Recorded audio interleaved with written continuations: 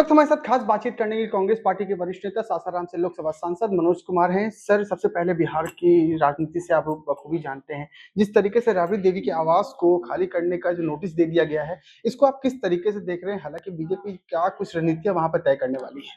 देखिए, मैं एक चीज आपको बताना चाहूंगा। सरकार आती है, सरकार जाती है, ये जनता निर्णय करता है। जनता देश का मालिक है। बदले की भावना से राजनीति नहीं होना चाहिए। आप सबको पता होगा कि आदरणीय हमारे लालू यादव जी जो सामाजिक न्याय के बड़े योद्धा रहे, और आदरणीय राबड़ी देवी जी जो मुख्यमंत्री रही हैं और अभी भी वो विधान परिषद की सदस्य भी हैं। इस बीच इस प्रकार का नोटिस आना, उनके आवास को खाली कराया जाना, और मैं देख रहा था बजाते किसी का नाम के द्वारा, ये भी मतलब ये व्यक्ति उस आवास में जा रहे हैं। तो मैं ये कहना चाहूँगा, बिहार में और कुछ हो रहा है। बिहार में तो अब गमछा जाति से पहचाना जा रहा है, अपराधियों को चिन्हित किया जा रहा है। मैं एक चीज़ मैं अगर आप मुझसे पूछिएगा, राजनीति में इस प्रकार से नहीं होना चाहिए। राजनीति में अब आपको मौका मिला है, अब आपको अवसर मिला है, बीजेपी को ये पहला बार अवसर मिला है बिहार में। आप इन सारी चीज़ों से ऊपर उठ करके आप वहाँ का जो डेवलपमेंट, वहाँ का जो विकास, उसके ऊपर यदि काम करें, तो जनता और आपको मजबूत करेगा। वैसे ऑलरेडी आप तो मजबूत हो चुके हैं, 21-22 राज्य में आपका सरकार हो चुका है।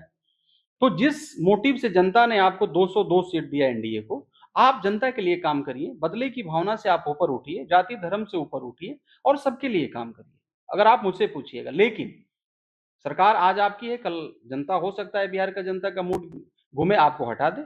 ये तो आते जाते रहता है ना। तो ताली जो है ना, दोनों हाथ से बजती है। अगर आप जिस हाथ से ताली बजा रहे हैं, वो आने वाला दिन में आपके लिए भी ताली बज सकता है। लेकिन मैं कहना चाहूंगा कि बदले की भावना से आपको ऊपर उठना चाहिए।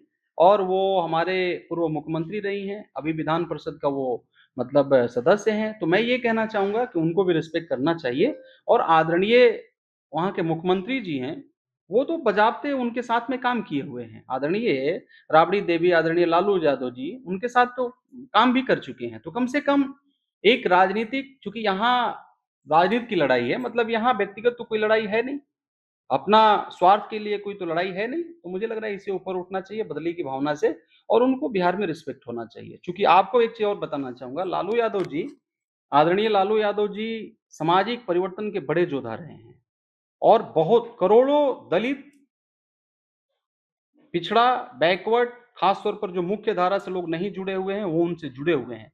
उनका उनके ऊपर आस्था है। इस ध्येय से भी अगर देखा जाए तो उनके साथ करोड़ों लोग जुड़े हुए हैं, उसका भी तो रिस्पेक्ट करना होगा आपको। सर, कर्नाटक की अगर मैं बात ले लूं, कर्नाटक में जो राजनीति जो है वो काफी हलचल मची हुई है।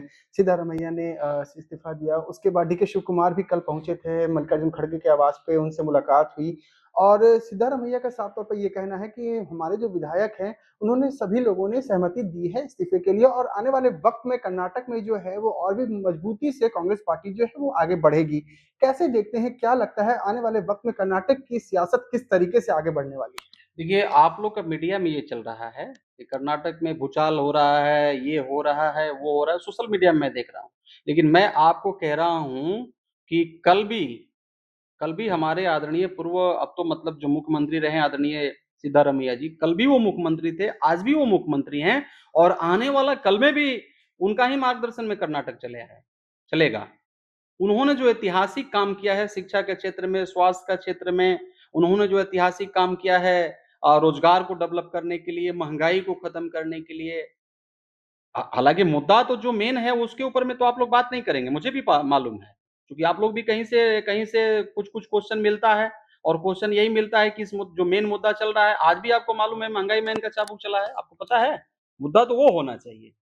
अरे कर्नाटक के ऊपर में क्यों परेशान हैं आप लोग? कर्नाटक में कुछ नहीं होने वाला है। सिद्धारमैया जी कल भी थे, कर्नाटक के जन-जन के नेता आज भी हैं और कल भी रहेंगे। उनके ही नेतृत्व में चाहे कोई डिप्टी सीएम बने, चाहे कोई मंत्री बने, चाहे कोई मुख्यमंत्री बने, वही बनाएँगे। उसका वहाँ कोई सवाल नहीं है, कोई प्रश्न नहीं है। हमारे नेता जननायक राहुल गांधी जी और आदरणीय हमारे राष्ट्रीय अध्यक्ष मल्लिकार्जुन खड़गे जी तो वहीं से आते हैं। तो हमारा लीडरशिप टीम जो है, सबको देखिए, कांग्रेस पार्टी है, सबको यहाँ अवसर मिलता है। यहाँ कोई एक व्यक्ति मालिक नहीं है। और हम धन्यवाद देना चाहते हैं आदरणीय सिद्धारमैया जी को कि जिन्होंने एक अच्छा निर्णय लिया और एक अच्छा टाइम कर्नाटक में अपना दे करके और अब दूसरों को अवसर देने जा रहे हैं। ये बहुत बड़ा अपने आप में एक सराहनीय कार्य वो करने जा रहे हैं। इसके लिए उनको हम धन्यवाद देना चाहते हैं और हम धन्यवाद देना चाहते हैं अपने राष्ट्रीय अध्यक्ष जी को भी और जननायक राहुल गांधी जी को भी कि जिन्होंने इतना बेहतर निर्णय लिया और अवसर सबको मिल रहा है वहां। ये कांग्रेस पार्टी है, यहाँ वन मैन पार्टी नहीं है कि एक व्यक्ति डिसाइड कर लिया वही होगा, नहीं, यहाँ सबको अवसर मिल रहा है और ये लोकतंत्र के लिए बेहतर खूबसूरती है, बेहतर सुंदरता है और ऐसा सबको मौका मिलना चाहिए। सर आखिरी सवाल ये रहेगा कि उत्तर प्रदेश में भी चुनाव होने वाले हैं, पंजाब में भी चुनाव है, कल बैठक भी हुई है पंजाब को लेकर के, 6 तारीख को बैठक भी होगी, कांग्रेस पार्टी की बड़ी बैठक होने वाली है। क्या कुछ निर्णय तय किया जाएगा? किस तरीके से, क्योंकि ग्राउंड लेवल की अगर मैं बात करूँ तो हालाँकि कांग्रेस पार्टी जो है वो साउथ की तरफ ज़्यादा अग्रसर दिखाई दे रही है, लेकिन अगर इधर साइड की अगर मैं बात करूँ तो इधर साइड में थोड़ा डाउनफॉल चल रहा है, किस तरीके से आप देखते हैं इसको? आपको पता होना चाहिए कि आदरणीय हमारे जननायक राहुल गांधी जी जो हैं वो यूपी से आते हैं और यूपी जो है ना नॉर्थ इंडिया में है। आप जो साउथ इंडिया, नॉर्थ इंडिया की बात कर रहे हैं, हमारे जननायक राहुल गांधी जी यहीं से आते हैं। हम भी जिससे हम आपसे बात कर रहे हैं, हमसे, हम भी तो बिहार से ही आते हैं। तो देखिए नॉर्थ इंडिया में ये एक नैरेटिव फैलाया गया है कि नॉर्थ इंडिया, साउथ इंडिया, ये कहाँ से आ गया? हम भारतीय भी तो हो सकते हैं ना।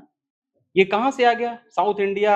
साउथ इंडिया में ज़्यादा ध्यान देते हैं, नॉर्थ इंडिया में ज़्यादा ध्यान देते हैं, ये कहाँ से आ गया? हम भारतीय भी तो हैं ना, साउथ इंडिया क्या भारत का भाग नहीं है? देखिए, ये मीडिया में नहीं चलना चाहिए। मैं फिर से कह रहा हूँ कि आप छोड़ दीजिए इंडिया गठबंधन का चिंता। इंडिया गठबंधन कल भी इंटैक्ट था, आज भी है और हमारे जितने भी नेता हैं, सब लोग इंटैक्ट हैं और सब लोग मिल कर के इस बार आने दीजिए, 2029 आने दीजिए। महँगाई मैन का चाबुक आज भी चला है।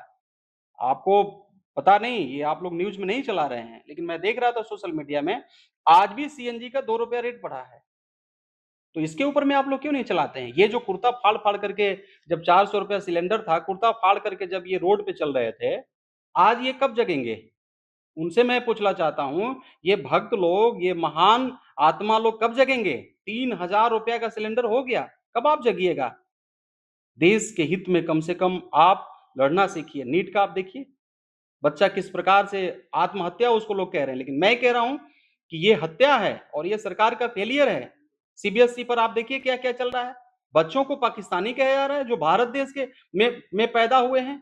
वाह, अपना कॉपी वो जांच करने के लिए मांग रहा है और कॉपी आ रहा है दूसरा का। मैं तो देख रहा था सोशल मीडिया में, गलत है कि सही है मुझे आइडिया नहीं, लेकिन जो मेन मुद्दा है ना, आप देखिए मीडिया बंधु हैं, आप लोग को देश हित में, चूंकि देश है तभी तो आप हैं, देश है तभी तो हम हैं, तो कम से कम कभी कभी देश हित में भी आप लोग को सोचना चाहिए। बिहार के ऊपर में बात की है, बिहार में अभी गमछा जाति को देख करके अपराधियों को चिन्हित किया जा रहा है। ये लोकतंत्र के लिए क्या सही है? गमछा तो मैंने देखा आपके लोग भी हरा हरा लेते हैं। आदरणीय मुख्यमंत्री प्रधानमंत्री जी को भी मैं देखा अलग अलग जगह में हरा गमछी, मैंने कभी उनको भी देखा था। तो जाति और गमछा से आप अपराधियों को चिन्हित करिएगा, ये लोकतंत्र के लिए खतरा है। ऐसा नहीं होना चाहिए। ये देश संविधान से चलेगा, ये देश कानून से चलेगा, आपका मनमानी से नहीं चलेगा। ये जनता है, कभी आपके पास में भी 2 एमपी हुआ करते थे, आज जरूर आपके पास में 240 है, पूरा देश आपके हाथ में है, 21-22 राज्य में आपका सरकार है, लेकिन बदले की भावना से आप ऊपर उठिए, सबको रिस्पेक्ट करिए और आप छोड़ दीजिए नॉर्थ इंडिया, साउथ इंडिया, सब भारत के लोग हैं, हम सब भारतीय हैं और भारत को आगे बढ़ाने के लिए हमें काम करना चाहिए। बहुत शुक्रिया बात करने के लिए। तो ये थे हमारे साथ में कांग्रेस पार्टी के वरिष्ठ नेता सासाराम से सांसद मनोज